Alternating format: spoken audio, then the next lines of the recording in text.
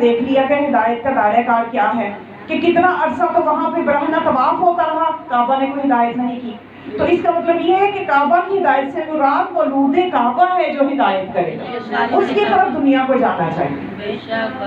تو اسی طرح سے لوگ اسی در پہ آتے تھے. مولا علی علیہ السلام کے در پہ بھی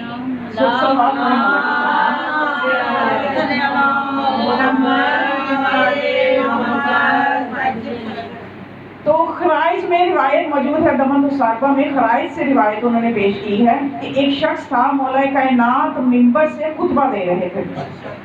تو ایک شخص آیا اور آ کے مسجد کوفہ میں، وہ بھی مجمع میں بیٹھ گیا اور بیٹھ کے کہنے لگا کہ یا علی، میں بھی آپ کے علاقے کا ہوں، آپ کے جو ہے علاقے کا رہنے والا ہوں، آپ میری طرف توجہ ہی نہیں فرما رہے، میں بھی کچھ پوچھنے کے لیے آیا ہوں. تو مولا نے فرمایا کہ پہلی بات تو یہ کہ اس کا نام لے کے، اس کی ساتھ پشتوں تک نام لے کے تو فلاں بن فلاں بن فلاں ہے، اور دوسری بات یہ کہ تو میرے علاقے کا نہیں ہے، تو شام سے آیا ہے. اور جو ابن اصغر کیسر روم ہے، اس نے معاویہ سے حاکم شام سے کچھ سوالات پوچھے ہیں جس کے جوابات اس کو نہیں آتے. اس نے وہ سوالات تمہیں دیے ہیں کہ تم ایک مکار اور عیار ہو، اس نے یہ دیکھتے ہوئے کہ تم یہ کام کر سکو گے، تمہیں یہ سوالات دے کے میرے پاس بھیجا ہے. اسے پتہ ہے کہ ان کے جوابات علی کے علاوہ کوئی نہیں دے سکتا، تو تم وہ سوالات کے جوابات دینے آئے. جب اس نے یہ سارا دیکھا تو اس کی آنکھیں کھل گئی کہ کیونکہ اس شام والوں کی تو کس طرح سے برین واشنگ کی گئی تھی، کس طرح سے ان کے دماغ تھے آل محمد اور اولاد علی کے لیے ان کے دماغوں کی کیا حالت تھی. کیونکہ شام کا جو علاقہ ہے نا، وہاں پہ حالات اس طرح کے تھے کہ سب سے پہلے خلیفہ اول جو ہے نا، اس نے لشکر بھیجا تھا فتح کرنے کے لیے شام کو اپنے دور خلافت میں. خلیفہ اول ہے جو مسلمانوں کا خلیفہ اول ہے، تو اس نے معاویہ کا جو بڑا بھائی تھا یزید بن ابو سفیان، اس کی سرپرستی میں لشکر بھیجا تھا اور شام کو فتح کرنے کے لیے. اور پھر اس کے بعد جو ہے خلیفہ ثانی کا دور آیا، تو پھر معاویہ بن ابو سفیان یعنی یزید کا چھوٹا بھائی، اس کو بھیجا گیا. یزید کا نام سمجھے کہ اس کے تایا کے نام پہ رکھا گیا تھا، محبت اس نے رکھا ہوگا یا جو بھی سوچ کے. تو اب یہ جو تھا، اس کے بعد جب معاویہ کو خلیفہ ثانی نے بھیجا وہاں پہ دوبارہ شام، اور پھر وہاں کا گورنر بنا دیا. اب یہ لوگ جو تھے یہ شام میں کافی سالوں سے وہاں پہ مسلط تھے، اور یہ وہاں جا کے بتاتے تھے کہ جو رسول آئے اس کے رشتے دار ہم ہیں. ان کے اس طرح سے دماغوں میں یہ چیز ڈالی کہ آل رسول ہم ہیں، اور اصل میں جو علی اور اولاد علی ہیں ان کی برائیاں کرتے تھے کہ وہ تو ایسے ایسے ہیں، وہ تو یہ کرتے ہیں، ہم رسول کے قرابت دار ہیں.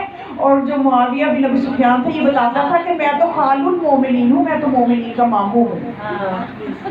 تو یہ اس طرح سے انہوں نے اپنا تعارف کروایا ہوا تھا. اب شام والوں کو کیا پتا کہ علی کون اور علی کی عظمت کیا. وہ اسی طرح سے جب آیا اور مولا نے جب اس کو سب کچھ بتا دیا کہ تم ہو کون اور آئے کس لیے ہو، تو وہ حیران پریشان ہو گیا کہ ہمیں کیا بتایا گیا تھا. تو اب اس کے بعد مولا نے فرمایا کہ جو تیرے سوالات ہیں نا، ان کے جوابات میرے بچوں سے لے لو. وہ دونوں میرے بیٹے بیٹھے ہیں، ان میں سے جس سے چاہے لے لو. اب وہ گیا تو کہنے لگا کہ مولا حسن سے کہنے لگا کہ میں آپ سے جب پوچھنا چاہتا ہوں کہ مجھے سوالات کے جوابات آپ دے دیں. پھر مولا سے پوچھا کہ کیا آپ کے بڑے بیٹے سے پوچھ لوں؟ مولا نے فرمایا جس سے مرضی پوچھ لو جو سوالات تم لے کے آئے ہو. تو پھر وہ کہنے لگا مولا حسن سے کہ کیا آپ مجھے سوالات کے جوابات دیں گے؟ مولا نے فرمایا جب میرے بابا نے تمہیں بھیجا تو انکار کی گنجائش ہی نہیں ہے. پھر مولا نے فرمایا اس طرح تم آرام سے بیٹھو، تسلی سے بیٹھو، میں تمہیں تمہارے سوال بھی بتا دیتا ہوں، جواب بھی بتا دیتا ہوں. تمہارے سوال بھی بتا دیتا ہوں، جواب بھی بتا دیتا ہوں. وہ کہنے لگا پہلے آپ کے بابا نے مجھے اتنا میں حیران کر دیا، آپ مزید پریشان کر رہے ہیں، آپ نے مجھے مزید پریشان کر دیا ہے. تو پھر مولا نے فرمایا کہ تم اپنے سوالات بھی میرے سے پوچھ لو اور جوابات بھی پوچھ لو، میں تمہیں دونوں چیزیں بتا دیتا ہوں. تو وہ کہنے لگا کہ ٹھیک ہے، آپ مجھے بتا دیں. تو پھر مولا نے فرمایا تمہارے سوالات اصل میں یہ ہیں کہ تم پوچھنے یہ آئے ہو کہ حق اور باطل میں کتنا فاصلہ ہے، زمین و آسمان میں کتنا فاصلہ ہے. تو تم یہ سنتے جاؤ جواب بھی ساتھ ساتھ کہ حق اور باطل میں 4 انگلیوں کا فاصلہ ہے. جو آنکھوں سے دیکھیں گے وہ حق ہے، جو کانوں سے سنیں گے وہ باطل ہے. اور پتہ ہے ہمارا زیادہ انحصار آج کل باطل پہ ہے. ہم زیادہ کانوں کی سنتے ہیں، کانوں کی سن کے ہی ہم آگے قدم بڑھا لیتے ہیں، فیصلے لے لیتے ہیں، بدگمانیاں کر لیتے ہیں. کسی نے کسی کے بارے میں کچھ کہا ہے نا، ہم تحقیق کرتے ہیں، جس کی وجہ سے ہمارے اندر اتنے مسائل آ چکے ہیں کہ یہ وہی زمانہ آ چکا ہے کہ روایات میں ہے کہ لوگوں کا ظاہر پاک ہوگا، باطن پلید ہوگا. کتنی عجیب منزلت ہے کہ ظاہر پاک ہے، مجلسوں میں بھی جا رہے ہیں، نمازیں بھی پڑھ رہے ہیں، روزے بھی رکھ رہے ہیں، سب کچھ کر رہے ہیں، لیکن باطن اتنا پلید ہے کہ ایک دوسرے سے نفرت ہے، بغض سے بھرے ہوئے، علی کا ماننے والے اور بغض سے بھرے ہوئے. کیونکہ ظاہر ہے جب نکلنا ہوتا ہے مجالس کے لیے، مختلف جگہوں پہ مسائل سننے کو آتے ہیں تو بڑا دکھ ہوتا ہے کہ یہ اندر چل کیا رہا. یعنی عرصے سے جو تبلیغات ہو رہی ہیں، سالوں سے سیرت بیان ہو رہی ہے، سالوں سے معصومین کی زندگیوں پہ حالات اسی لیے بیان کیے جا رہے ہیں کہ کچھ سیکھو سیکھو. سیکھنا ہم نے کچھ نہیں ہے، ویسے ہم نے کرنا سب کچھ ہے. دین بھی چلانا ہے، دنیا کو بھی خوش رکھنا ہے. ہم نے اپنی دین اور دنیا دونوں کو لے کے چلنا ہے. حالانکہ یہ دنیا قربان ہونے کے لیے آئی ہے آخرت پہ. ہم کہتے ہیں کہ آخرت کو قربان کر دو، دنیا کو نہ خوش ہو. تو مولا نے فرمایا کہ 4 انگلیوں کا فاصلہ ہے. آنکھ اور کان میں 4 انگلیاں رکھ کے دیکھیں، 4 انگلیوں کا فاصلہ ہے. تو آنکھ سے دیکھو گے وہ حق ہے. پھر کہنے لگے، پھر آپ نے فرمایا تیرا دوسرا سوال یہ ہے کہ زمین و آسمان میں کتنا فاصلہ ہے. تو آپ نے فرمایا کہ ایک مظلوم کی آہ جو ہے جتنا وقت لیتی ہے آسمان پہ پہنچنے میں، اتنا ہی فاصلہ.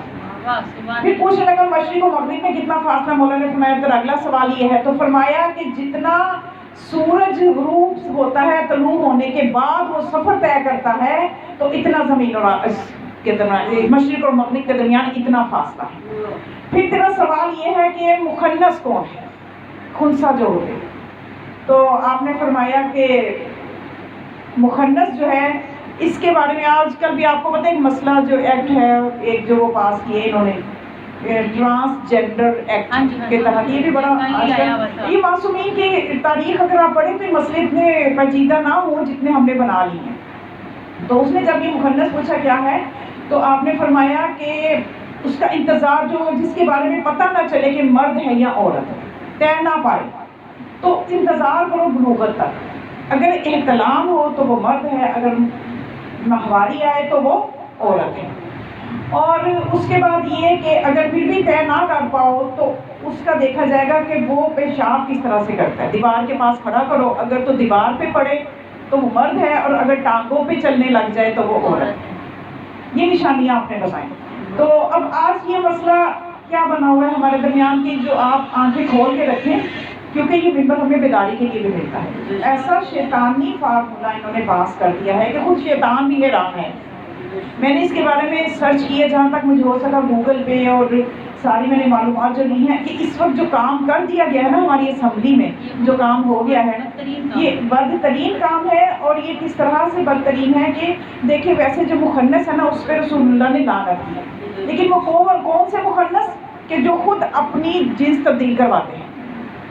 یعنی آپ یہ دیکھیں کہ اصل میں یہ بیماری جو ہے نا یورپین کنٹریز میں بہت زیادہ وہاں پہ مسائل ہیں. وہاں پہ لوگ اتنے ذہنی مریض ہیں کہ وہاں پہ کچھ لوگ جاتے ہیں اس مقصد کے لیے. یعنی خود ایک بندے کی میں ریسرچ دیکھ رہی تھی، سن رہی تھی کہ ان کے ڈاکٹر ہے کہ ان کے پاس آتے ہیں مریض، کوئی آئے گی خاتون اور کہے گی کہ مجھے لگتا ہے کہ مجھے اندھا ہونا چاہیے، آپ میرا کچھ ایسا آنکھوں کا حال کر دیں، کچھ ایسا پاؤڈر، کچھ ایسی دوائی ڈال دیں کہ میں بلائنڈ ہو جاؤں. ذہنی مریض ہے کیونکہ خدا سے دور ہے نا، نہ ان کا آخرت پہ یقین، نہ ان کا خدا پہ یقین، نہ ان میں پاکیزگی، نجاست سے بھرے ہوئے لوگ. تو کوئی آئے گا وہ کہے گا کہ مجھے لگتا ہے کہ مجھے میری ٹانگوں سے مجھے ویل چیئر پہ ہونا چاہیے، میری ٹانگیں نہیں ہونی چاہیے، آپ مجھے ایسا کر دیں. تو کہتے ہیں کہ ایسے لوگوں کو ہم مشورہ دیتے ہیں کہ آپ جائیں کسی نفسیاتی ڈاکٹر کے پاس، جا کے اپنے ذہن کا علاج کروائیں. تو وہ ہم بات کر سکتے ہیں، وہ سنتے بھی ہیں ہماری بات قائل بھی ہو جاتے ہیں. بات کا تو نہیں قائل ہوتے تو خود اپنی کہتے ہیں کیس میرے پاس آیا، وہ عورت کہنے لگی کہ مجھے تو ویل چیئر پہ ہونا چاہیے. خود اس نے اپنی ریڑھ کی ہڈی میں کچھ رگیں کٹوائیں کیونکہ سارے سگنل اوپر سے آتے ہیں نا، تو اپنی ٹانگوں کو مفلوج کیا. تو اسی طرح سے کچھ لوگ وہاں پہ یہ فیل کرنا شروع کر دیتے ہیں، کچھ بعض مرد حضرات کہ میں عورت ہوں، مجھے عورت ہونا چاہیے. تو ہوتا اصل میں یہ ہے کہ جب بھی تھوڑا سا ریسرچ میں جانا پڑے گا، آپ کو بھی تھوڑا سا اویئر کرنے کے لیے مجھے کچھ چیزیں بیان کرنا ضروری ہے منبر کا تقاضے کے تحت، کہ جب یہ کروموسوم مرد اور عورت کے آپس میں ملتے ہیں وہ لاکھوں کی تعداد میں ہوتے ہیں. تو جب ایکس ایکس ملتے ہیں تو لڑکی بنتی ہے، ایکس وائی ملتے ہیں تو لڑکا بنتا ہے. اور بات کا یہ ہوتا ہے کہ جب ایکس ایکس ملتے ہیں تو اس کے مائنڈ میں کچھ کروموسوم کچھ خلیے مرد کے چلے جاتے ہیں.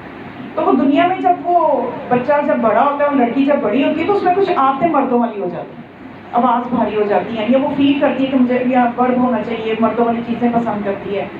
تو اسی طرح سے مردوں کے ساتھ ہو جاتا ہے کہ ان میں کچھ عورتوں والے خلیے مائنڈ میں چلے جاتے ہیں، وہ ہوتا مرد ہے لیکن اٹھنا بیٹھنا چال ڈھال تھوڑی نسواں کی طرح ہو جاتی ہے۔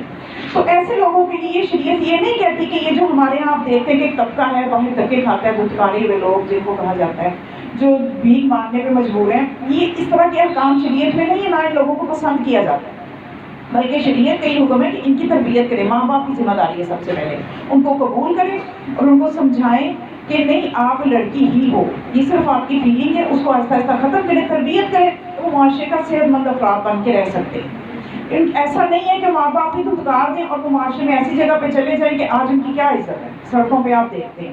اسلام میں ایسی کسی چیز کی گنجائش نہیں ہے کہ ایسا ایک طبقہ وجود میں آئے جو اس طرح سے ذلت کا باعث دوسروں کے لیے بھی بنے اور خود بھی معاشرے میں برائیاں پھیلائیں، ان کے ذریعے سے کئی برائیاں پھیل رہی ہیں۔ اور اگر کوئی نقص پیدائش کے اگر پیدا ہوتا ہے بچے کے ساتھ، کوئی نقص آتا ہے اس کے اعضائے جنسی کے ساتھ، تو اس کا آج کل آپریشن بھی ممکن ہے کہ اگر دیکھیں کہ اس کو جیسے فرمایا نا کہ ایک واقعہ مولا علی کے زمانے میں بھی ہوا تھا کہ مولا علی کے زمانے میں ایک ایسا کی کوئی نئی باتیں نہیں ہے، مولا علی کے زمانے میں کیس ایسا آیا تھا کہ ایک شخص تھا، اس نے اپنی چچا زاد سے شادی کی، جب شادی کی تو پتہ چلا کہ اس کے اعضائے جنس میں دونوں طرح کے اعضاء ہیں۔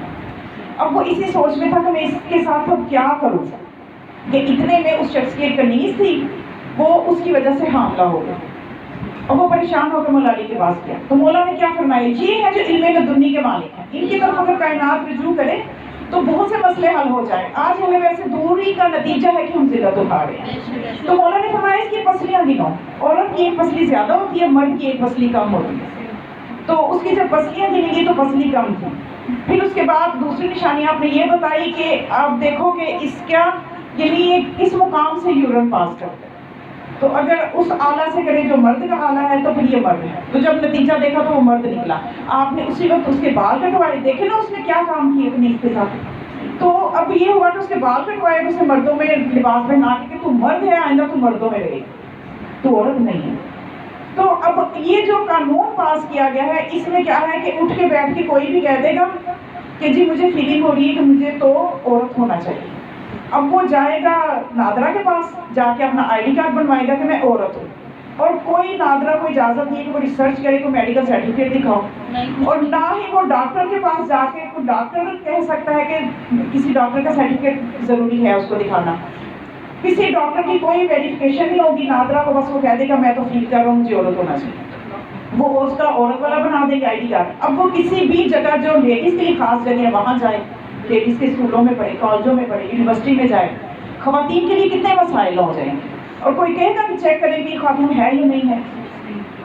یہ کتنا نازک زمانہ آ گیا، کتنا خوفناک زمانہ آ گیا۔ اب آپ نے بچوں کو آپ نے خود بتانا ہے، بجائے اس کے کہ یہ معاشرہ بتائے، آپ خود بتائیں کہ ہو کیا رہا ہے، کیونکہ وہ خود جب سرچ کر کر کے چیزیں دیکھیں گے تو ہو سکتا ہے وہ صحیح نتیجے پہ پہنچے یا نہ پہنچے۔ پہلے ہی انہیں بتائیں ہمارا مذہب کیا کہتے ہیں، ہماری شریعت کیا کہتی ہے، اور ہمیں اب اگلے زمانہ کتنا نازک زمانہ ہے۔ اور یہ جو ایکٹ پاس ہوا ہے ٹرانس جینڈر ایکٹ، اس کے خلاف ہر کوئی اپنی جگہ پہ آواز اٹھائے، ہر کوئی اس کو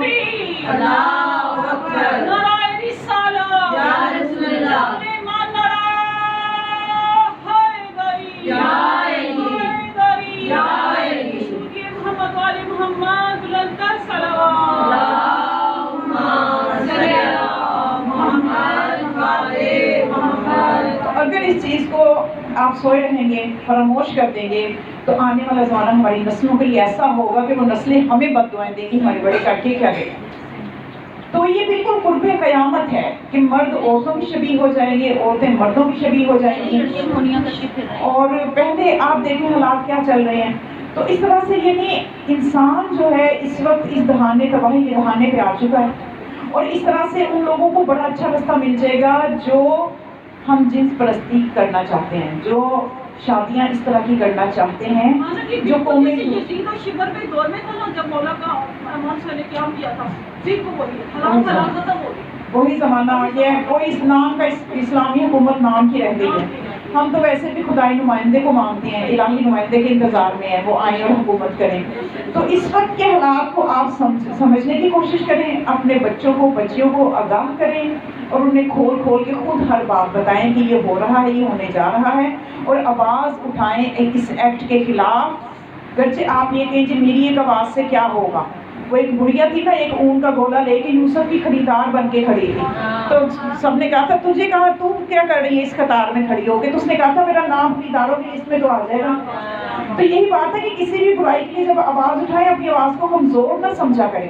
اللہ کی لسٹ میں تو نکل آئے گا نا، نام آپ کا لکھا جائے گا کہ یہ امر بالمعروف والوں میں ہے، یہ حق والوں کے ساتھ ہے.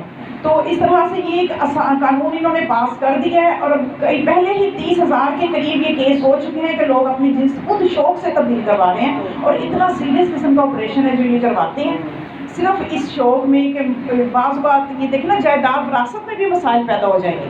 لڑکا بن کے ڈبل حصہ لینا لے لے گے تو کتنے بھی آگے کہاں کہاں تک اس کے اثرات جائیں گے ہماری ابھی سوچ بھی نہیں ہے. جب یہ معاشرے میں بالکل عام ہو جائے گی چیز پھر پتہ چلے گا کہ ہاں یہ کتنا ایک کبھی قانون تھا جو پاس ہوا تھا اور ہم خاموش بیٹھے رہے تھے. تو اب شریعت کیا کہتی ہے کہ اس قسم کے ماحول کو بھی نفرت کی نگاہ سے دیکھتی ہے جو ہمارے یہاں بنا ہوا ہے. یعنی ان لوگوں کے ساتھ ان کی فیملی کو سب سے پہلے اور اس سے بھی پیچھے اگر جائیں. ماں باپ کی غلطی ایک تو تربیت کے وقت ہوئی کہ ان کو بجائے اس کے قبول کریں، ان کی تربیت کریں، ان کو اپنے گھر میں رکھیں. دیکھیں باقی ملکوں میں اس طرح کا ماحول نہیں ہے جو پاکستان میں ہے، ہندوستان میں ہے، بڑے صغیر میں ہے. ایک عجیب سا طبقہ ہے جو عجیب قسم کا ماحول ہے، انہوں نے اپنی کمیونٹی بنائی. ایسی کمیونٹیز اور جگہ نہیں نظر آتی کیونکہ وہ لوگ تعلیم کے ساتھ تربیت کرتے ہیں. اپنے ایسے بچے اگر ہو جاتے ہیں تو ان کی تربیت کرتے ہیں. اور سب سے بہترین تربیت تو اسلام کر سکتا ہے کہ جب بچے کی شادی ہوتی ہے، یعنی ماں باپ ایسی غلطیاں کرتے ہیں تو ایسی اولاد پیدا ہوتی ہے. میں سادہ لفظوں میں کہوں، اب اس سے زیادہ میں کھول کے بیان نہیں کر سکتی. تو جب کہ بچے کی شادی کریں انہیں پہلے قوانین بتائیں، اصول بتائیں کہ آپ اپنی زندگی کو آپ نے کیسے گزارنا ہے، جو آپ پریکٹیکل لائف میں جا رہے ہیں اس کو کیسے گزارنا ہے. میں آپ کے لیے مزید آسانی کر دیتی ہوں، آپ اس بات کو آگے بھی پھیلائیں کہ تہذیب الاسلام ایک کتاب ہے علامہ مجلسی کی، اس میں ایک چیپٹر پورا موجود ہے کہ شادی کے بعد کس طرح سے پہلی رات کے کیا احکام ہیں، کیا کیا وظائف ہیں، کیا کیا دعائیں ہیں، اور اس فعل کو مقاربت کا جو فعل ہے میاں بیوی کے درمیان وہ کس طرح سے انجام پانا چاہیے. اگر ان چیزوں کا لحاظ رکھیں تو ایسے بچے پیدا ہی نہیں ہوتے. سب سے پہلی بات یہ کہ ایسے بچے دنیا میں ہی پہلے ماں باپ کی غلط حرکات کی وجہ سے آتے ہیں اور اس کے بعد مزید معاشرہ ان کے ساتھ غلط کرتا ہے اور پھر مزید وہ تباہی کی طرف چلے جاتے ہیں. تو اس چیز کو اوپر سے ماشاءاللہ سے جو ایکٹ پاس ہو گیا ہے یہ مزید سونے پہ سہاگا انہوں نے کیا ہے کہ مزید اس کام کو آسان کر دیا ہے. اب آسانی سے چاہے تو مرد بنے چاہے تو عورت بنے، اور پھر جب ظاہر عورت بنے گا تو وہ شادی مرد سے کرے گا تو کیا ہو جائے گا، مرد کی مرد سے شادی ہو جائے گی. یہ رستہ مل گیا ہے نا. اور یہ وہی عذاب جو قوم لوط میں جس وجہ سے عذاب آیا تھا، یہ سب کچھ فراموش کر کے تو یہ کس قسم کی اسلامی حکومت ہے.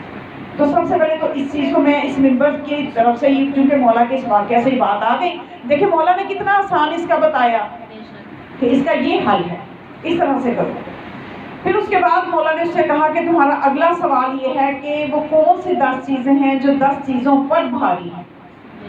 تو امام اس سے کہنے لگے بالکل مولا میرا یہی سوال تھا. تو آپ نے فرمایا کہ سب سے سخت لوہا ہے، لوہے سے سخت آگ ہے، جو اس سب سے سخت پتھر ہے، پتھر سے سخت لوہا ہے جو پتھر کو بھی کاٹ دیتا ہے، اور لوہے سے سخت آگ ہے جو لوہے کو بھی گلا دیتا ہے، آگ سے سخت پانی ہے جو اس کو بجھا دیتا ہے، پانی سے سخت ہوا ہے جو بادلوں میں پانی کو لے کے پھر رہی ہے، اور ہوا سے سخت اس کے اوپر جو ملک ہے مقرر ہے ہوا کے اوپر وہ ہے، اور اس ملک سے اوپر جو سخت ہے وہ ملک الموت ہے جو اس ملک کو بھی موت دے گا، اور ملک الموت سے بھی اوپر جو سخت ہے وہ موت ہے جو اس کو بھی آئے گی، اور موت سے بھی اوپر جو 10ویں چیز سخت ہے وہ خدا کا امر ہے، اور ہم وہ اولی الامر ہیں کہ جس کو اللہ نے امر عطا کر رکھا ہے.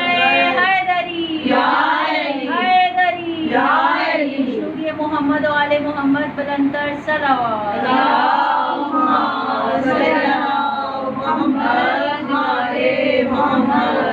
تو آج تک یہ جو دنیا میں جتنی نحوستیں پھیل رہی ہیں، جتنی بیماریاں پھیل رہی ہیں، جتنی مصیبتیں آ رہی ہیں مسلمانوں پہ آ رہی ہیں، تو یہ اسی وجہ سے آ رہی ہیں کہ ہم اہل بیت علیہ السلام سے دور ہیں.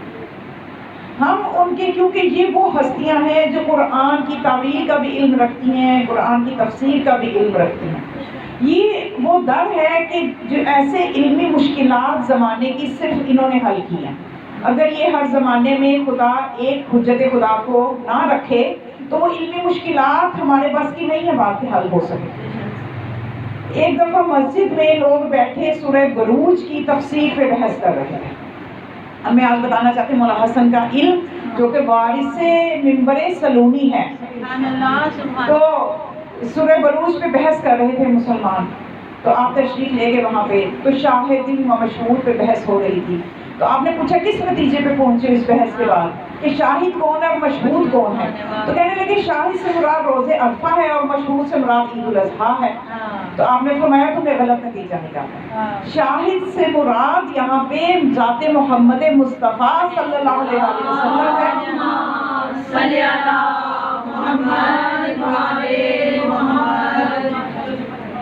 شاہد سے مراد ذات محمد مصطفیٰ ہے اور مشہود سے مراد روز قیامت ہے.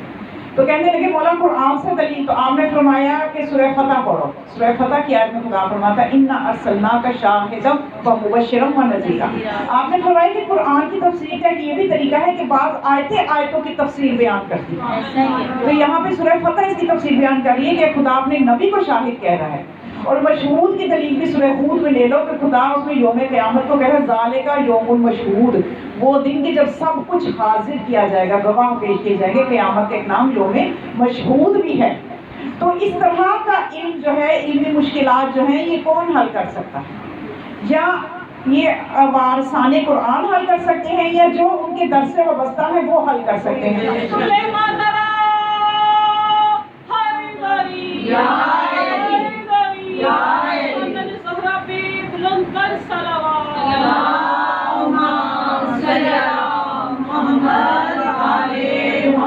محسن الحکیم 1968 کا یہ واقعہ ہے. حج کے لیے گئے محسن الحکیم، بہت بڑے عارف، بہت بڑے فقیر، مجتہد اور فقیر کا خاندان ان کا سارا.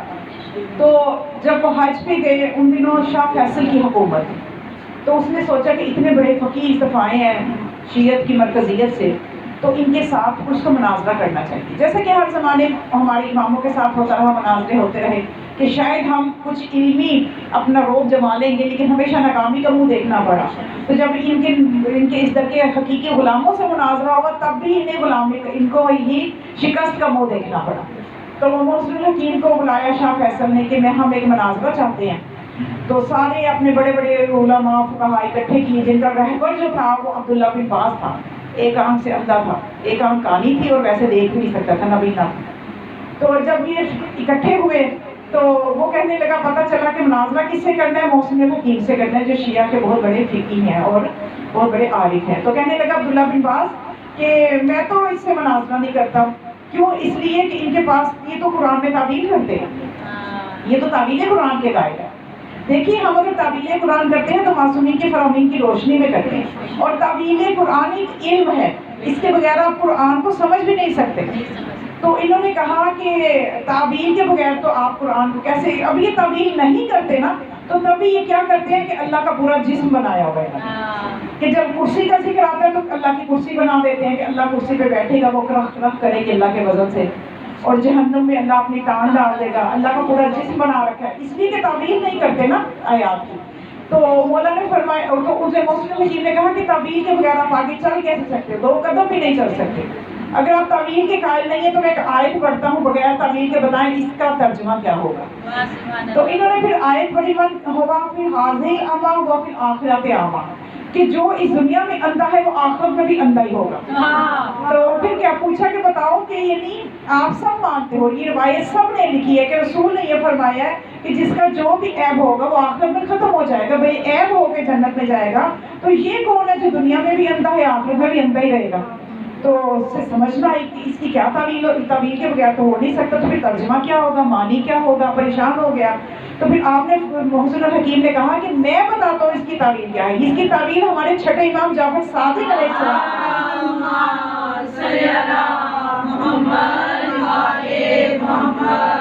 کہ جو دنیا میں جس کا دل ولایت علی سے اندھا ہوگا، آخرت میں اس کو اللہ آنکھوں سے بھی اندھا معشور فرمائے گا. کہ دنیا میں تیرا دل ولایت علی کا اندھا تھا، آخرت میں تو آنکھوں سے بھی اندھا ہے. یہ وہ اندھا ہے جو دنیا میں بھی اندھا ہے، آخرت میں بھی اندھا ہے. میرے مومنین امام المتقین کی ذات پر بلند تر صلوات. اللہم صلی علی محمد وعلی محمد. تو ہر زمانے میں یہ کوشش ہوتی رہی کہ کسی طرح سے اہل بیت علیہ السلام کو ہم علمی مقام ان کا کم کرتے. آج بھی وہی کوششیں ہیں کیونکہ نسلیں وہ بھی چل رہی ہیں، وہ وہی سوچ ہے، وہی ان کی اپروچ ہے، وہی ان کا دماغ ہے، اتنی ہی عقلیں ہیں، اتنی ہی معرفت کے ویسے ہی اسی طرح سے اندھے ہیں کہ دیکھتے نہیں ہیں کہ دوسروں نے اپنے رسول کو اور ان کی آل کو اتنے مرتبے دیے کہ اپنے نبی کو عیسائیوں نے اللہ بنا دیا، انہوں نے نبی کو اپنے جیسا بنا دیا کہ نبی ہم جیسا ہے، انہوں نے اپنے جیسا بنا دیا، یہ عزت کی اپنے نبی کی، اور پھر یہ کہہ دیا کہ جی یہ تو پڑھے لکھے نہیں ہیں۔ پڑھے لکھے کیوں نہیں ہیں؟ کیونکہ انہوں نے اپنی مادی نگاہ سے کبھی دیکھا نہیں ہے کہ رسول اللہ جو ہیں کبھی کسی کے آگے زانوے تلفظ طے کر کے بیٹھے، کوئی استاد نظر نہیں آیا۔ اب رسول کا استاد ہو تو کون ہو، جبکہ قرآن یہ کہہ رہا ہے وَالَّذِي بَعَثَ فِي الْأُمِّيِّينَ رَسُولًا يَتْلُو عَلَيْهِمْ آيَاتِهِ وَيُزَكِّيهِمْ وَيُعَلِّمُهُمُ الْكِتَابَ وَالْحِكْمَةَ وَإِن كَانُوا مِن قَبْلُ لَفِي ضَلَالٍ مُبِينٍ، کہ اللہ نے تم میں اپنے ایک رسول مبعوث کیا جو تمہیں قرآن کی حکمت کی تعلیم دیتا ہے۔ جو تعلیم دے گا وہ ان پڑھ کیسے ہوگا؟ جو تمہیں کتاب و حکمت کی تعلیم دے رہا ہے، اور کن کو دے رہا ہے؟ جو کھلی گمراہی میں ہے۔ جب تک تم کھلی گمراہی میں تھے، اب گمراہی میں یہ ہیں تو استاد کیسے ان کو نظر آ سکتا ہے؟ تو اب یہ تو تعلیم دے رہا ہے، اور پھر خدا نے اپنے نبی کے لیے فرمایا اللہ کا ما لم تعلم، اے رسول تجھے جو چاہا سکھایا، اللہ نے تعلیم دی۔ قرآن میں اللہ فرما رہا ہے کہ ہم انسانوں کے بارے میں خدا یہ فرما رہا ہے کہ وما اخرجکم فی بطون امہاتکم لا تعلمون شیئا، کہ جب تم اپنے ماں کے بطنوں سے دنیا میں آئے تم کچھ نہیں جانتے تھے۔ ایک اور جگہ فرماتے ہیں وما اوتیتم من العلم الا قلیلا، اور تمہیں علم نہیں دی گیا مگر بہت قلیل۔ یہ تو ہے ہمارا علم کا تذکرہ۔ اور ایک ایسا بھی ہستیاں آپ کو قرآن میں نظر آئیں گی جن کے علم کے لیے خدا فرماتا ہے الرحمن علم القرآن خلق الانسان، کے علم پہلے دیا خلق بعد میں کیا۔ اب یہ کون ہے کہ جو علم لے کے آ رہے ہیں، جن کے بارے میں پھر خدا فرماتا ہے راسخون فی العلم، علم میں ڈوبے ہوئے۔ اب دیکھیے ہمارا علم کیا ہے۔ آپ کو ایک مثال دوں، اگر ہم دریا کے کنارے جائیں، ہم کہیں کہ ہم اس میں سے کچھ پی لیں تو ہم کیا کریں گے؟ کتنا پی لیں گے؟ 1 2 4 گلاس پی لیں گے، بڑے بھی پیاسے ہوں گے 4 گلاس پانی پی لیں گے، ہم 4 گلاس پانی اپنے اندر اتار لیں گے، اور یہ ہے ہمارا علم۔ اور ایک وہ بندہ ہے جو دریا کے اندر غوطہ زن ہے، وہ کتنے پانی میں ہے، وہ کتنے پانی کی لپیٹ میں ہے، اس کے پاس کتنا پانی ہے۔ تو بس یہ ہمارا یہ علم میں ڈوبے ہوئے ہیں، اور ہم قلیل سا علم لیتے رہتے ہیں اور بڑھاتے رہتے ہیں۔ اب چونکہ استاد نظر نہیں آتا تو جی رسول تو ہم جیسے رسول تو ان پڑھ ہے۔ اب جب رسول کوئی عالم نہیں مانیں گے تو علی کو کہاں عالم مانیں گے، باقی 11 کو کہاں عالم مانیں گے۔ تو اور دوسرا دیکھیے انسان جو ہے، انسان کی 2 حیثیتیں ہوتی ہیں۔ انسان یا تو اپنے شاگرد کی وجہ سے مرتبہ پاتا ہے کہ یعنی اگر کسی کا شاگرد لائق نکل آئے تو کسی نے الف بے بھی پڑھائی ہو تو وہ کہتا ہے یہ الف بے تو میرے سے ہی پڑھی تھی، ابتدائی قاعدہ تو میں نے ہی پڑھایا تھا، آج چاہے ان کا بڑا نام ہے۔ اور یہاں پر انسان اپنے استاد کی وجہ سے عزت اور مرتبہ پاتا ہے کہ جی اگر کوئی استاد ہو، شیکسپیئر سے کسی نے انگلش پڑھی ہو تو بڑا اس کا مرتبہ ہو جائے گا جی اس کی انگلش تو پرفیکٹ ہے، شیکسپیئر سے پڑھی ہے، اس سے اچھی انگلش کون بولے گا۔ تو اسی طرح سے یا استاد کی وجہ سے نام بن جاتا ہے یا شاگرد کی وجہ سے بن جاتا ہے۔ تو اس امت کو نظر نہیں آتا کہ رسول خدا کا استاد ہے تو اللہ ہے، شاگرد ہے تو علی ہے۔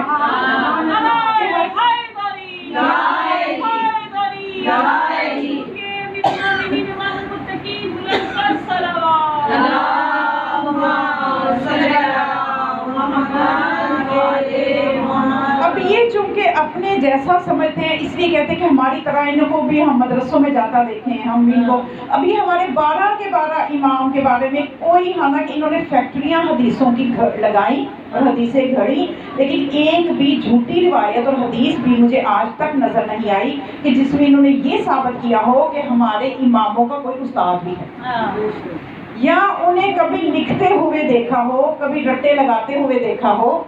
وہ تو اس کو علم بھی نہیں سمجھتے۔ مولانا کیا فرماتے ہیں، مولانا جو علم تعریف کیا فرماتے ہیں، ان سے بہتر کون بتائے گا علم کیا ہے۔ آپ فرماتے ہیں یہ جو علم ہے نا جو کتابوں سے رٹے لگاتے ہو، لیس العلم، کہ جو علم ہی نہیں ہے کہ جو کتابوں کو حفظ کر کے حاصل ہو یا سن کے حاصل ہو، یہ تو تکلیف ہے۔ مولا فرماتے ہیں علم وہ ہے جو قلب مومن پہ اللہ نازل کرتا ہے، لمحہ بلمحہ، ساعت بساعت، جس سے انسان کو شرح صدر ہوتا ہے، جس سے انسان کی نورانیت اور معرفت بڑھتی ہے، وہ علم ہے، اور یہ تربیت سے ہوتا ہے۔ علم مولا فرماتے ہیں تمہارے اندر موجود ہے، علم آسمانوں پہ نہیں نازل ہو، زمین پہ نہیں ہے جو اگے، تمہارے اندر موجود ہے۔ تربیت نفس سے اس علم کو اجاگر کرو۔ یہ علم، جیسے ہی علم کی تعریف کریں گے اس حساب سے دیکھیں تو ساری یونیورسٹیاں کالج فلاپ ہیں، اور واقعا یہاں سے جو علم لے کے نکلتے ہیں وہ جہالت کے جاہل ہی ہوتے ہیں، جاہل کے جاہل ہی ہوتے ہیں۔ اور جو اس در سے وابستہ ہوتا ہے کسی مدرسے میں جاتا نظر نہیں آتا، اس کے آگے کوئی علمی بحث نہیں کر سکتا۔ علوم دانا کس سے پڑھے ہیں؟ یہ ہستیاں کہ یہ جو ان کے در کے غلام ہیں، قمر نے کن سے پڑھا ہے؟ اور وہ علمی مناظرے ان کے غلاموں کے آپ دیکھیں تو آپ ان کے دوسروں کے بڑے بڑے عالم ان کے غلاموں کا مقابلہ نہیں کر سکتے۔ ان کے تو غلاموں کے استاد نظر نہیں آتے تو تم ان کے استاد کہاں ڈھونڈو گے؟ علی مولا، علی مولا، میرا حاجت روا مولا، علی مولا، علی مولا، میرا مشکل کشا مولا، علی مولا، علی مولا، امام زمانہ، سلام کے امام زمانہ، معرفت امام زمانہ، بلند سے بلند تر صلوات۔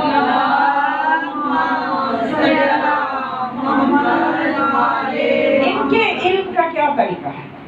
اگر مولا علی سے پوچھیں کہ آپ کا استاد کون ہے، نظر نہیں آتا کہ مولا نے کس سے پڑھا ہے، تو مولا یہی فرمائیں گے زکانی رسول اللہ زکن زکا، کہ مجھے تو رسول اللہ نے علم دیا، اور کس طرح دیا ہے؟ کتابیں رٹا کے نہیں، لکھوا کے نہیں، زکن زکا جیسے پرندہ اپنے بچے کو دانا بھرا۔ اب آج کون کہہ سکتے کہ علم ایسے ہو سکتے حاصل؟ اور یا پھر انہوں نے علم حاصل کیا رسول اللہ کی زبان چوز کی۔ تو اب یہ کیوں؟ اب ان کے علم کے طریقے ہی اور ہیں، کیونکہ انہوں نے جو علم دینا ہے وہ علم لدنی ہے، یہ باطناً نورانی ہے۔ جب یہ چیزیں ہی امت کی سمجھ میں نہیں آ رہی تو پھر باقی باتیں کہاں ان کی سمجھ میں آئیں گی؟ بس ہمیں کوشش کریں کہ اللہ کرے کہ کبھی صراط مستقیم پہ آ جائیں اور ان ہستیوں کی حقیقی معرفت ہو جائے کہ اصل میں خدا کا محمد و آل محمد کی خلقت سے مقصد کیا ہے۔ تو اسی طرح سے مولا حسن کا زمانہ بھی جب آتا ہے تو اس وقت کے جو طاغوت ہیں ان کی یہ کوشش ہے کہ ہم حسن کی عظمت کو کم کریں، مولا کی عظمت کو کم کریں اسی طرح سے۔ تو اسی طرح سے ایک مرتبہ مولا حسن علیہ السلام کو ایک مرتبہ شام جانا ہوا۔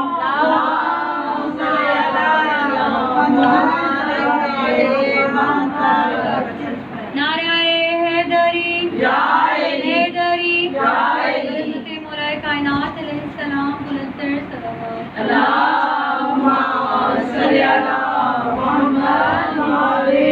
شام جب آپ تشریف لے کے بس یہ مولا کے تھوڑے سے فضائل میں کہتی اور آپ کے گوشت گزار کر دوں تو بھی مسائل تھے۔ ماشاءاللہ۔ تو عمر بن عاص جو کہ ایگل جینیس معاویہ کا رائٹ ہینڈ حاکم شام کا، تو کہنے لگا کہ حسن شام آیا ہوا ہے، تو اے حاکم شام کیوں نہ ہم حسن سے خطبہ دلوائیں، کیونکہ حسن نے کبھی خطبہ نہیں دیا، ممبر پہ نہیں گئے تو یہ صحیح بول نہیں سکیں گے، تو ہماری کچھ عزت بن جائے گی اور جو لوگوں میں ان کا مقام ہے کچھ کم ہو جائے گا۔ دیکھیے بغض کی انتہا دیکھیے آپ۔ حالانکہ بات اصل میں یہ ہے کہ اہل بیت علیہ السلام جو ہے یہ وہ گھرانہ ہے جو دنیا کو ادب سکھانے کے لیے آیا ہے۔ اس گھر کا ادب دیکھیے کہ مولا حسن وہ ہیں جو 2 سال کی عمر میں ہر خاص و عام نے اپنی کتاب میں لکھا کہ لوح محفوظ کا مطالعہ کیا کرتے تھے، لوح محفوظ کا مطالعہ کیا کرتے تھے، اور جب مسجد میں جو ان کے نانا خطبہ دیتے تھے، جو آیات آتی تھی، جو وحی ہوتی تھی، منو ان وہ خطبہ آ کے اپنی والدہ کو سناتے تھے۔ جب خطبہ کی ذات پہ بلند تر صلوات۔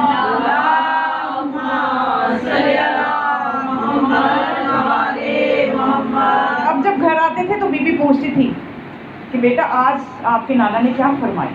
اب یہ کیا ہے کہ یہ صرف اس لیے نہیں ہے کہ میں ایک فضائل کے لیے آپ کو ایک نقطہ بیان کر رہی ہوں، یہ ہمیں تربیت کے لیے بی بی ایک نقطہ دے رہی ہیں کہ آپ بھی اپنے بچوں سے پوچھا کریں کہ کیا سن کے آئے ہو، پھر اسے سنا کریں، وہ کچھ غلط تو نہیں سن کے آئے، وہیں پہ اس کو آپ سمجھائیں، وہیں پہ اس سے پہلے کہ وہ مزید جڑ پکڑے وہ چیز۔ کہ بی بی ایک بڑا اچھا ہمیں ایک موقع دے رہی ہیں۔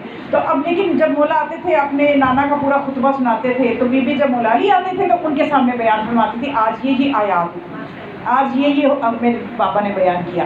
تو مولا علی حیران ہوتے تھے کہ بنت رسول آپ تو گھر میں ہوتی ہیں تو آپ کو یہ ساری باتیں کیسے پتہ چلتی ہیں؟ تو بی بی نے فرمایا کہ آپ کا شہزادہ حسن مجھے آ کے ہر چیز بتا دیتا۔ تو مولا علی کا بھی دل چاہا میں اپنے بیٹے کی دیکھوں کہ کیسا انداز بیان ہے۔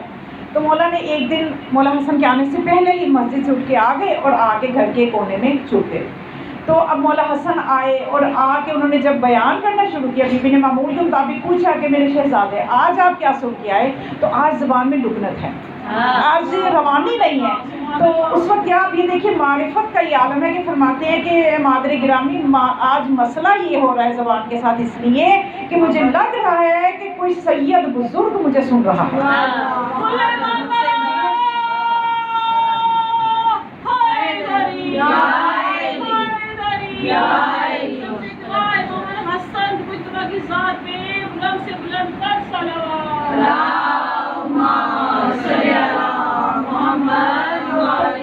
اصل میں یہ ہمیں سمجھایا جا رہا ہے کہ اس گھر کا ادب ایسا ہے کہ آپ دیکھیے کہ روایت میں ملتا ہے ماں کانا محمد ہو، محمد بن حنفیہ کی یہ بات ہے، ماں کانا محمد ہو، کہ جو محمد بن حنفیہ ہیں انہوں نے کبھی بھی کوئی خطبہ نہیں دیا تھا، کبھی کلام نہیں کیا تھا، یا تکلموا بجلال حسین، یعنی کبھی بھی مولا حسین کی جلال کی وجہ سے ان کے سامنے کبھی کلام نہیں کرتے تھے۔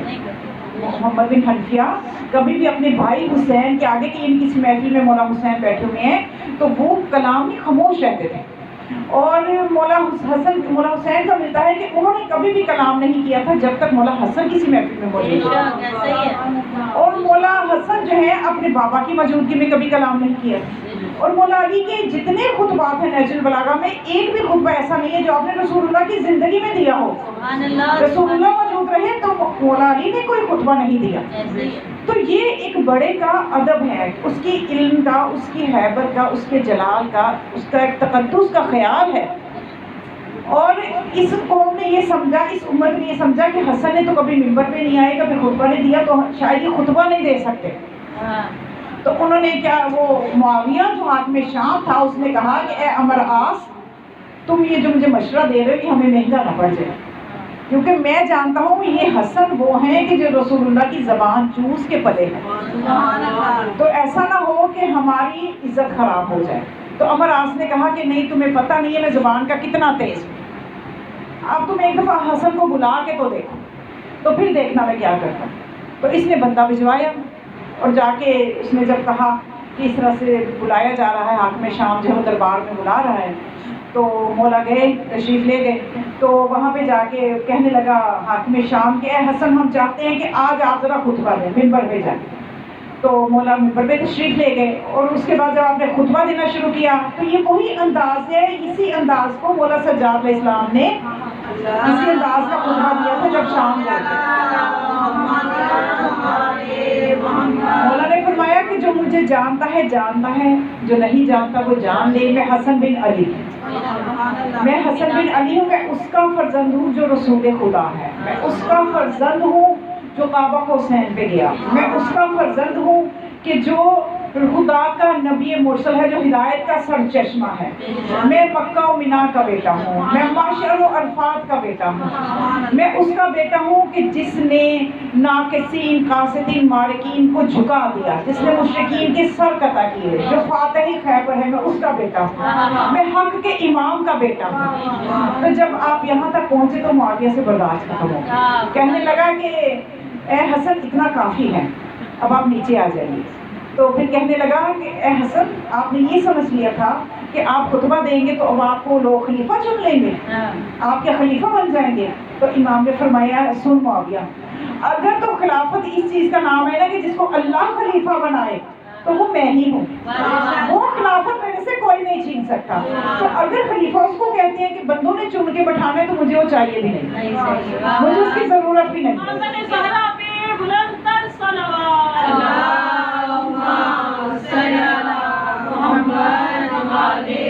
پھر آپ نے فرمایا کہ خلیفہ وہ نہیں ہوتا کہ جو لوگوں پہ اقتدار اور اپنی دولت کی دھونس کی وجہ سے خلیفہ خلافت کرے اور سنت نبی کو جھٹلاتا رہے، اس کو جو ہے وہ سنت نبی کو پشت ڈال دے، وہ خلیفہ نہیں ہوتا۔ خلیفہ وہ ہوتا ہے جو نبی کی سنت کا احیاء کرے، اس کو جاری کروائے، اس پہ خود بھی عمل کرے، اور لوگ دلوں میں اس کو جگہ دے، دل سے اس کی خلافت کو قبول کرے۔ دلوں پہ حکومت اصل حکومت ہے، یہ جو تم حکومت کر رہے ہو یہ حکومت نہیں ہے۔ تو اب اس کے بعد یہ کہہ کے مولا چلنے لگے۔ اب اس وقت تو اس کو مل گیا، شامیوں کا مجمع تھا، ان کی بھی آنکھیں کھل گئی کہ اب تک ہمیں کیا بتایا جاتا تھا کہ علی کون ہے، اور حسن حسین کون ہے؟ یہ تو اب ہماری آنکھیں کھلی کہ مقام و مرتبہ تو ان کا ہے۔ پھر اس کے بعد جب پریشانی ہوئی اس کے بعد مولا نے بات کی، چلنے لگے، جب جانے لگے تو عمر بن عاص نے کہا کہ اے حسن ذرا 3 باتوں کے مجھے جواب تو دیتے جاؤ۔ اب پتہ تھا کہ وہ باتیں ادھر سے پتہ چلے گی، علم اسی گھرانے میں ہے، چاہے دشمن ہے لیکن علمی منزلت کا انکار نہیں کر سکے۔ میں نے آپ کو بتایا کوئی جھوٹی روایت بھی نہیں ملتی کہ جس میں ان کے علمی مرتبے کو کم کر کے دکھایا گیا ہو، بلکہ ہر مقام پہ دشمن بھی یہ تسلیم کرتا نظر آیا کہ علم ہے تو ادھر ہی ہے۔ تو ابھی عمر بن عاص نے کہا کہ مجھے 3 باتیں نہیں سمجھ میں آتی۔ مولا نے فرمایا پوچھ اور جواب لے۔ تو کہنے لگا کہ پہلی بات یہ کہ کرم کیا ہوتا ہے، کرم کسے کہتے ہیں؟ مولا نے فرمایا جو بغیر مانگے عطا کرو وہ کرم ہوتا ہے۔ پھر کہنے لگا شجاعت کیا ہوتی ہے؟ امام نے فرمایا شجاعت اس چیز کا نام ہے کہ ناموس کے تحفظ کے لیے، اسلام کے تحفظ کے لیے جو مصیبتیں برداشت کی جائیں اس صبر کا نام شجاعت ہے۔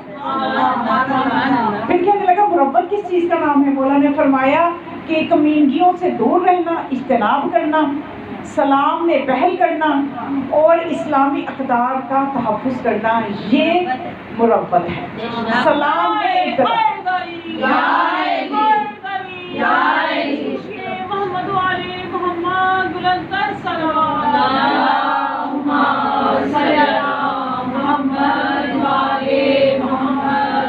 تو بس مومنات ان ہستیوں کی عظمت کو اس امت نے آج بھی نہیں سمجھا، نہ اس وقت سمجھا کہ جب ان کے درمیان موجود تھے، نہ آج سمجھا۔ اور بس ان دنوں پہ مہریں ہیں، یہ مہریں ایسی لگی ہوئی ہیں کہ یہ قیامت کے دن اس کا جواب دیں کہ انہوں نے رسول اور آل رسول سے جو اجر رسالت مانگا گیا تھا اس اجر رسالت کو کس صورت میں ادا کیا کہ آج ہم 1400 سال ہو گئے ہیں کہ مصائب آل محمد کو یاد کر کے ہم آج بھی گریہ کرتے ہیں، آج بھی ہماری آنکھوں سے آنسو نہیں تھمتے کہ جب ہم یہ دیکھتے ہیں کہ ان ہستیوں پہ ایسا ظلم و جفا کیا گیا کہ وہ شہزادے کہ جو بنت رسول نے جن کو جس محبت سے پالا، وہ شہزادے جو پشت رسول پہ لوگوں نے دیکھے، وہ شہزادے جن کی وجہ سے سجدے تعمیل کیے گئے، لیکن امت نے چند سال بھی نہ گزرے تھے رسول اللہ کے دنیا سے گئے کہ ان کی آل کے ساتھ وہ سلوک کیا کہ چند روز بعد ہی اس در کو جلانے آ گئے، اس دروازے کو کہ جس پہ آیت تطہیر کی رسول تلاوت فرمایا کرتے تھے، ہر چیز کو بالائے طاق رکھتے ہوئے آگ لے کے آ گئے۔ اس گھر میں حسن بھی ہیں، حسین بھی ہیں، اور یہ کہتے ہیں کہ ہمیں پرواہ نہیں ہے جو مرضی گھر میں ہو، ہمیں تو بس علی سے بیعت چاہیے کہ علی آئے اور حاکم کی بیعت کرے۔ تو بس مومنات کون سے منظر ہیں جو ان معصوم بچوں نے نہیں دیکھے؟ اس بچے سے برداشت ہوتا ہے کہ اس کی ماں کو ایک لفظ بھی کہا جائے، میں کہتی ہوں یہ شجاعت ہے، یہ اس مقام صبر کی بلند ترین منزل پہ ہے یہ شہزادے کہ اپنی ماں پہ ظلم ہوتا دیکھا، اپنے باپ کے گلے میں رسی دیکھی، اور پھر میرے مولا مظلوم امام حسن نے وہ زمانہ بھی دیکھا کہ جب منبر سے ان کے بابا کو سب و شتم کیا جا رہا تھا، مولا نے مسجد میں جانا چھوڑ دیا۔ کون بیٹا برداشت کرتا ہے کہ اس کے بعد کو ایک لفظ بھی کہا جائے؟ میں کہتی ہوں مولا حسن آپ کی یہ بہت بڑی مظلومیت ہے کہ آپ اپنے بابا کے لیے کس طرح ظالموں کی طرف سے الفاظ کو برداشت کرتے تھے۔ کیوں برداشت کرتے تھے؟ صرف اس لیے برداشت کرتے تھے کہ اگر آپ ان کو جواب دیتے تو خون ریزی ہو جاتی۔